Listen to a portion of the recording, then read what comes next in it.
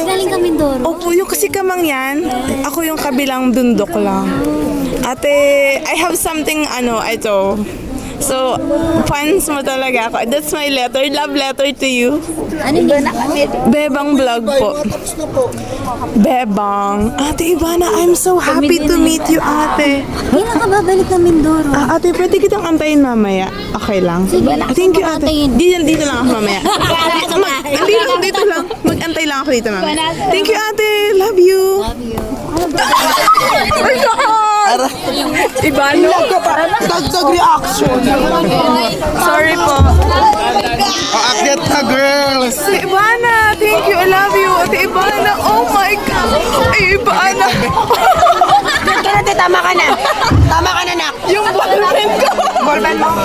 Oh guys, thank you so much. Ate, bakit ka sa amin dito? Uy, thank you Ay! Ay, sorry. Ay, Vince! Oh my God, Lord! This is so blessing! Love you, Ate Ivana! With signature!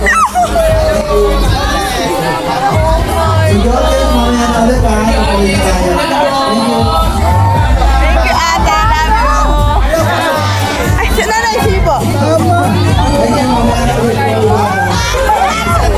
Ate Bana! Thank you, Ate Bana! Ate, ako si Bebang Vlog. Yan, thank you lang si Ate Ivana. Ako taga-Kamangyan. Okay. Mamaya, antayin ko na lang kung doon ako mag-antay. Thank you. Isa lang po. Kukunan ko kayo. Salamat! Love you!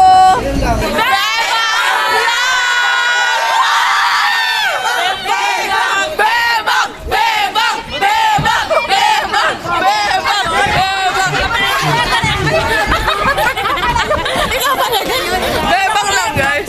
Bebang! Love you! I love you! Salamat! Bebang. Vlog. Walang S, vlog lang. Yung victory. Ano profile mo doon? Ako mukha ko. Sige. Thank you.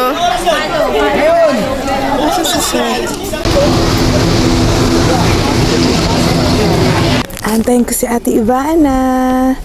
Thank you, Ate Ivana. Parimbe! Hindi po ako nakapag-picture kay Luis Manzon. Mabilisan po talaga yan, umaalis. Oo nga po, talagang oras din po, mabilis. Pagkatapos ng Okay. Alis na. Nakakalimutan niya na. Feelings ko po talaga ngayon ay hindi ko po ma-express. So, antayin ko po si Ate Ivana. So, naibigay ko po kay Ate Ivana yung aking love letter. Antayin ko na lang po. Bus na. Okay lang. Okay lang. Ang oras na po ngayon ay 7:17. So, Ate Ivana, nandito pa rin ako. O, diba? Antayin kita, Ate Ivana. Yung love letter ko, nasa iyo na. Love you. Ito po ay para sa aking mga kababayan. Mula po ako sa Mamburao, Occidental Mindoro. Para po ito sa buong Occidental Mindoro, Ate Ivana. Love you. Nandito pa rin po ako sa ABS-CBN. So, dito po kasi yung waiting area po kasi nanood po kami ng Rainbow Rumble ni Kuya Luis Manzano. Ate Ivana, yung love letter ko nasa iyo na. May number naman ako dyan. Antayin talaga kita. Ito, Ate Ivana, ay para sa aking mga kababayan ng Occidental Mindoro. Gusto ko po silang mapasaya po, no? Kasi nga po, nandito na po ako. Hindi ko na po sasayangin yung pagkakataon. Ate Ivana, salamat. I love you. So, syempre, gusto ko magpasalamat po sa buong ABS-CBN staff and family, sa mga marshal, sila Kuya Santiago. Hindi ko na po maalala lahat ng mga apelyido, pero maraming salamat po sa pag-asikaso po sa amin. Mula po sa aking puso, I love you. Bebang Vlog. Ate Ivana Alawi, nandito pa rin ako sa ABS-CBN. Ang oras na ngayon ay 8:16 PM. So, sabi ni Sir, yung isa po sa marshal dito, si Kuya, Balibalos. Ayan po, kasi kumbaga po ay may libre pong pagkain ngayon. Yung akin kasi kanina, yung tira ng kasama ko. Ngayon, busog naman daw siya, so binigay niya sa akin. Kaya kakain po muna ako. Pero Ate Ivana, seryoso po ako, aantayin ko talaga ikaw. Alam ko naman na busy ka, pero yung love letter ko sa'yo, sana mabasa mo. Ate Ivana, ginagawa ko ito para sa aking mga kababayan, pero buong puso ako nagpapasalamat para sa signature mo dito sa aking sombrero. I love you, ate. Sa lahat po ng mga naniniwala sa akin, ginagawa ko po to para po mapasaya ko po siyempre ang sarili ko, ang pamilya ko, ang kapwa ko, lalong-lalo na ang aking mga kababayan mula sa Mamburao, Occidental, Mindoro. Siyempre, buong Occidental, Mindoro. I love you. Kakain muna ako. Ate Ivana, hintayin kita. Tawagan mo na lang ako. Promise. Promise, ate, aantayin kita. Ate Ivana, I love you.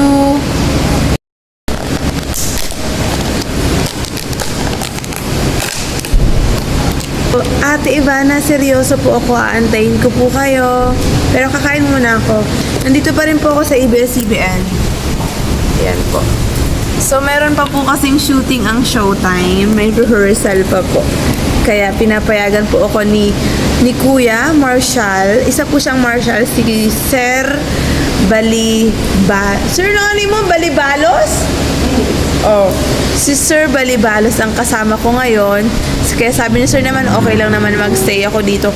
Naulan din po ngayon, no? Muli po sa buong ABS-CBN, marami pong salamat sa staff and family.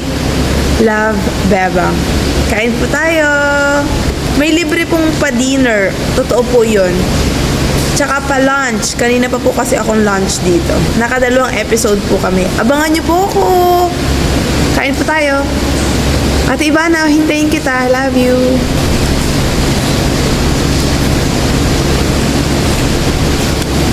Bali, ito po ay bigay ni Sir Marshall. Bigay po ng isang Marshall dito sa ABS-CBN, si Sir Balibalos. So, may chicken na, may menudo, as may tubig pa ako. Pwede po mag-refill ng tubig, unli water naman po, no? Ang nais ko lang po i-share na 2 araw na po ako ditong nagiging audience po, no? Sa palabas po ni Kuya Luis Manzano, ang Rainbow Rumble. Nakita ko po talaga yung mga ginagawa ng lahat po ng staff. Simula po sa Kalakuya, sa mga Marshall, hanggang doon po, pagdating po sa studio, lahat po ng staff doon. Photographer, videographer, direct, mga direktor. Grabe po talaga yung trabaho. Pero nakakapagod man, pero dedicated po talaga lahat sila. So kami, napaka-asikaso po nila sa amin. May pagkain pa kami, may tubig, may merienda. Maraming salamat po. So, iba-iba man po ang mga trabaho natin, pero nakaka-inspired po na makita yung iba't ibang pinagkakaabalahan ng bawat isa. Kaya, syempre kami, ako nanay po kasi ako ng 3 bata. So, yung kahit ang mga simpleng nanay nasa bahay, may pinagkakaabalahan pa rin po yan. Hindi nyo po pwedeng sabihin na walang trabaho dahil bilang isang nanay po, laking responsibilidad po nun. Hindi nyo po nakikita ang trabaho ng mga nanay. Pero ako po, nandito po ako sa malayo kasi meron po ako ditong trabaho. Pero uuwi din po naman ako. Kaya kumbaga po ay basta po iba't ibang klase ng trabaho, may kanya-kanya po tayong dedikasyon. Yun, importante po na mahal po natin yung trabaho natin.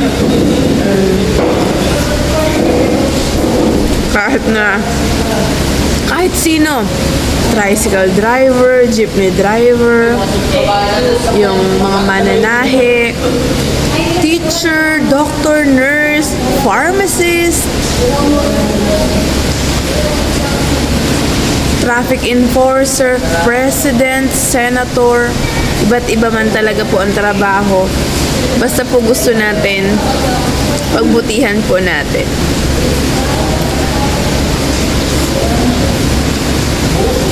Masarap po.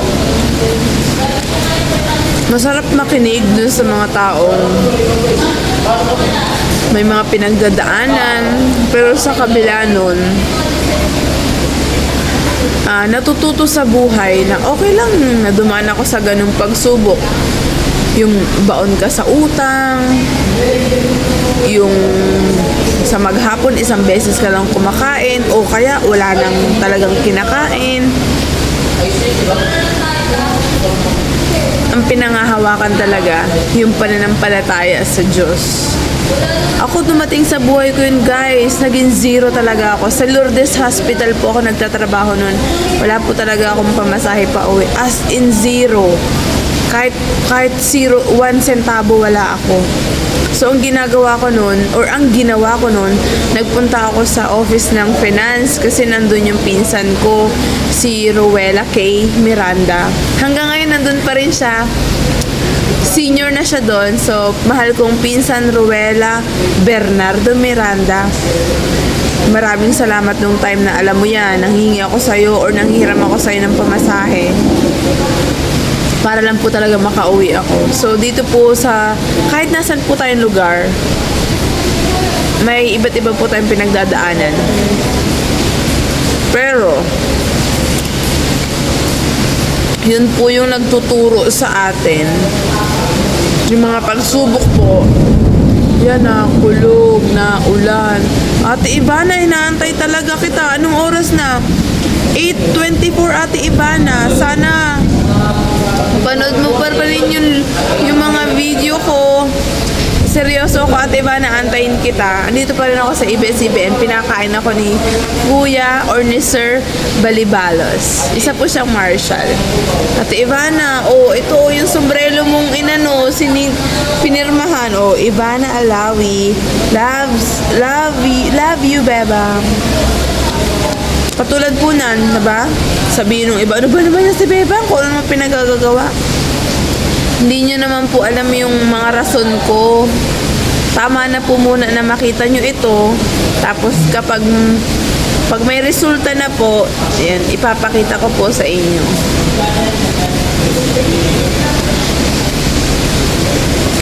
Kasi nga po, 31 years old na ako. Marami na rin po akong pinagdaanan sa buhay. Tulad na nga po sinabi ko, nag-zero din ako. Kaya talaga nagsisikap ako na wag nang maulit yun na lalo na't malaking pamilya po ako, 3 po ang aking anak. Pag na-zero ako, paano yung mga anak ko? Ang asawa ko, ang tatay ko. 62 years old na po ang tatay ko. So, senior na rin po. Kumbaga po, syempre, kailangan ko pong suportahan. Bigyan po ng pera.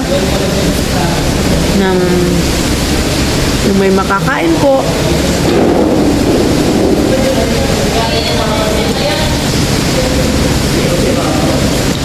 Basta po sa araw-araw, hindi na po mabilang kung ilang beses po ako nagdadasal. Dati po kasi, madalas lang bago matulog, pagkagising, at bago kumain, yun lang po. Kumbaga, bilang lang po ang pagdadasal. Hi, sir. Dito daw muna na ako sa... Kain po.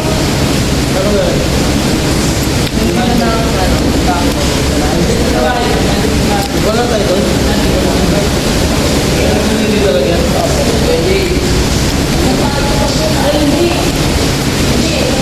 Kailan ko ba natutunan? Pero actually po kasi, nung elementary ako, dahil tuwing Wednesday po, na-attend talaga po kami ng nobina sa aming probinsya po, sa Nuestra Señora del Pilar. Ngayon po, isa siyang shrine. Nagsisipa po talaga ako nung elementary ako. Ngayon, pagdating po ng high school ako, pinag-aral ako sa Catholic school, sa West Mindoro Academy, or kilala po siya ng WEMA. So, doon din po, kumbaga mas nakilala ko kung sino ang Diyos, sino ang mahal na birhen, sino ang iba't ibang apostol. Yun po, yung mga kwento po tungkol sa ating Diyos nung Lalo na nung nandito siya sa lupa.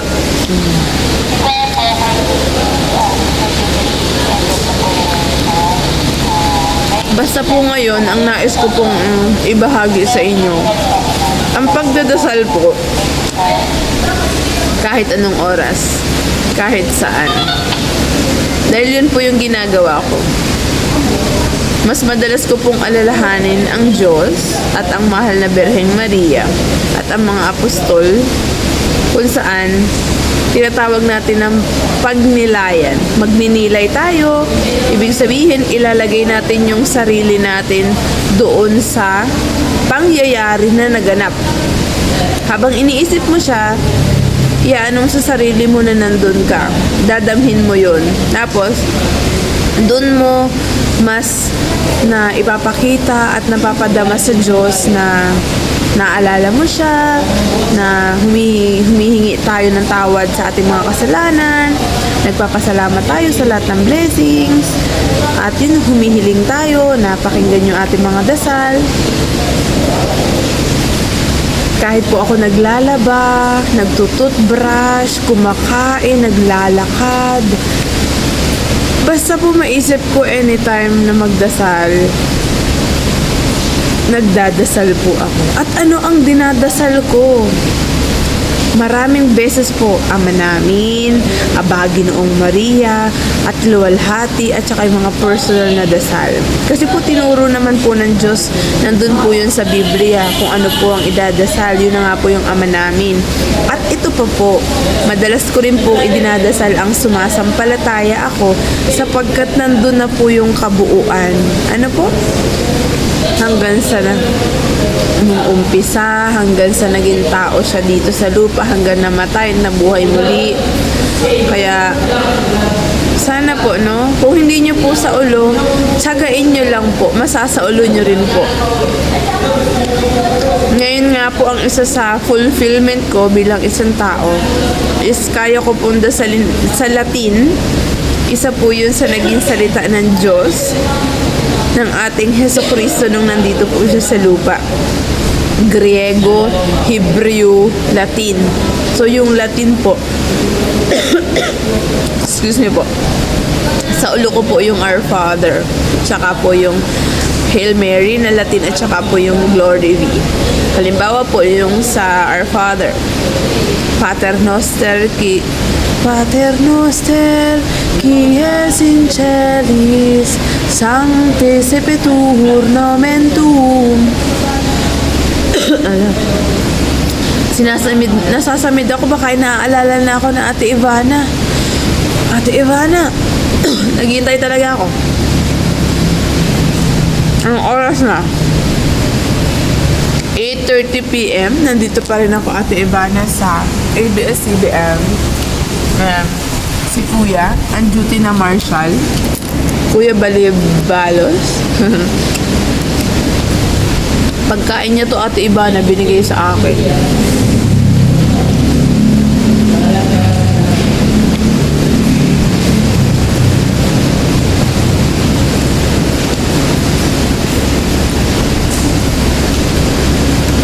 Tapusin ko lang po ang pagkain ko. Muli po, no? Tayo po ay magdasal kahit anong oras. At ito pa po pala naalala ko. Talagang madalas pong magdasal, araw-araw pong magdasal po ng banal na rosaryo. Opo, bilang isang Katoliko po, kinikilala po talaga natin kung sino ang mahal na Birheng Maria.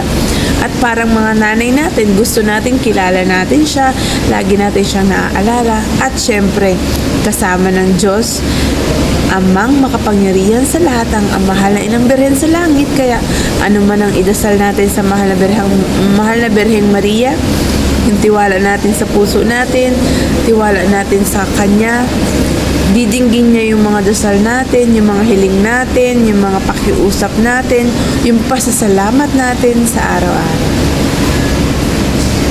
Kung hindi nyo po alam kung paano po magdasal, magtanong po tayo sa mga nakakatanda po sa atin. Okay lang po yun. Huwag po kayong mahiyang magtanong. Huwag po kayong hindi ko alam yan. Yung kumbaga po, magkaroon po tayo ng disiplina po sa sarili natin na, ay sige, aaralin ko to. Gusto ko tong matutunan. Yun po.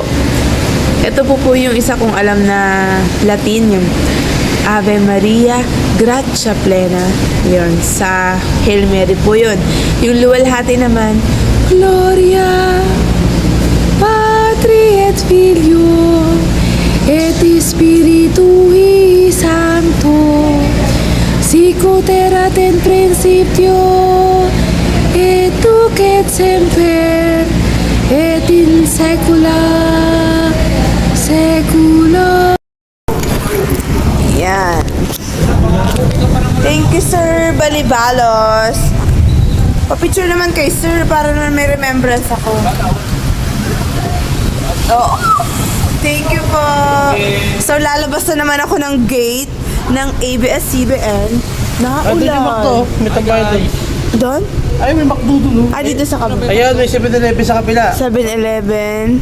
Sa Macdo. Sa kabila. Ay, 7-Eleven, may Macdo sa dulo. Sa kabila. Ah, sige. Saan ka tatambay dyan? Tingnan ko. Thank you, sir. Bye-bye, ingat ka. Bye-bye. Salamat. Salamat. Evicted na ako. Ha? Evicted. Oo, nagpas ka sa bahay ni Kuya. Marshall. Bye-bye. Saan ba banda yung bahay ni Kuya? Malapit lang? Macdo, yung katabi nun. Ah, sige. Pupunta ako sa bahay ni Kuya. Sige, Bye-bye. bye-bye. Makikitulog ako doon. Sige, hindi. Pwede? Hindi pwede. Makikitulog po ako sa bahay ni Kuya. Lalakad ako. So, lumabas na po ako. Bye-bye, sir. Bye. Ito po yung building ni Kuya Will. Will Tower. Yan, doon daw Macdo. Nandun ang PBB house. So, lalakad ako doon, guys. Lampas ng... Di ka, Macdo. Oh, ito pa si Sir, oh. Na-meet ko to kahapon si Sir, eh, oh. Ina-assist ako, pinapayungan ako. Oh, Ate Ivana Alawi, aantayin kita. Seryoso ako para sa aking mga kababayan. I love you, Ate Ivana. 8:48 PM na po.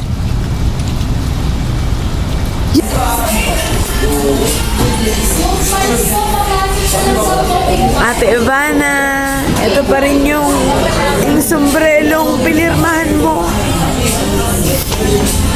Nandito ako ngayon sa Macdo, malapit sa ABS-CBN.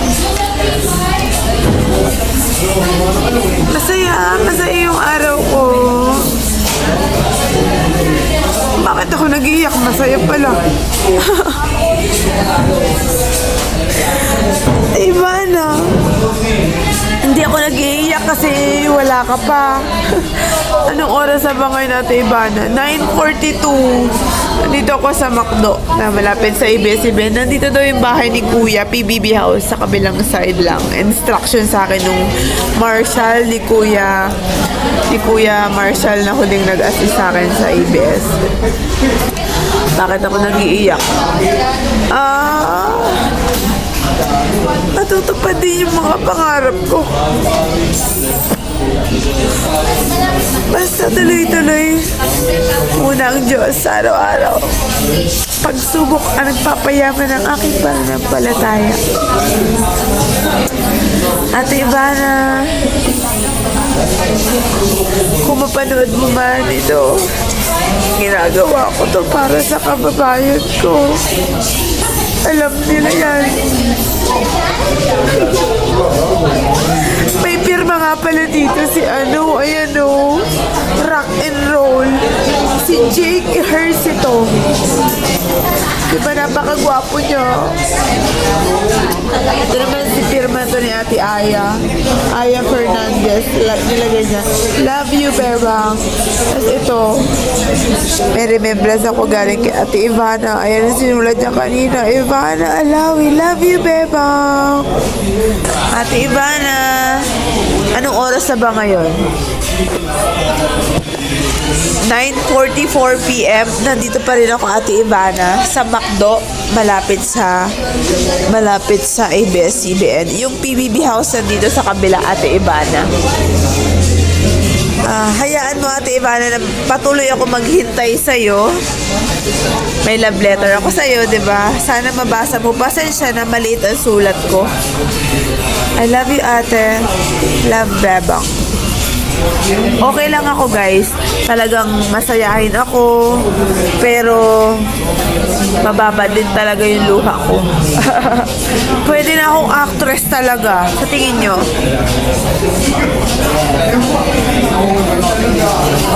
Ay, pero basta makaiyak ako, okay na po yung feelings ko. Kailangan ko lang po umiyak. Pasensya na kayo, tao kasi si Bebang. Guys, tao ako. Ano? Salamat. Kataon ko na po ito, gusto ko pong mag-audition. Kaya ko pong kumanta, sumayaw, umiyak, tumambling. Lahat po kaya ko. Pero syempre, mag-audition na po ako dito. So, shoutout po sa President, Staff, and Family of ABS-CBN. Ako po si Bebang Vlog. Ay, Bebang Vlog? Ako po si Bebang Vlog. 31 years old, mula sa bayan ng Mamburao, Occidental, Mindoro. Pangarap ko ang ibigin ka at sa habang panahon ikaw ay magkasama. Ikaw na lang ang siyang kulang sa buhay kong ito. Pangarap ko ang ibigin ka. Pwede na ba? O, sayawan tayo. Spaghetting pababa, pababa ng pababa. Spaghetting papapos, papapos ng pababa. Ano ba? Gusto mo pababa? O sige, o. Hanggang sa dulo. Babang baba pa talaga. O sige, dito na ako tutulog. Para lang ako'y tanggapin ng ABS-CBN. Sa akin pag-audition, dito na ako tutulog. Hanggang mamabukas ka na.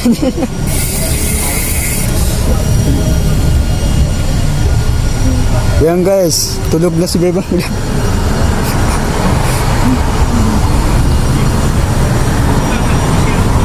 Kaya pabigyan nyo na pa mga kapamilya at mga kapatid na mag-audition po si Bebang Vlog. Para makapansin na po sa inyo dahil si Chairman and CEO po ng ABS-CBN. Uy! Tinutuo talaga eh. Pero muli guys, nandito pa rin ako sa ABS-CBN, no?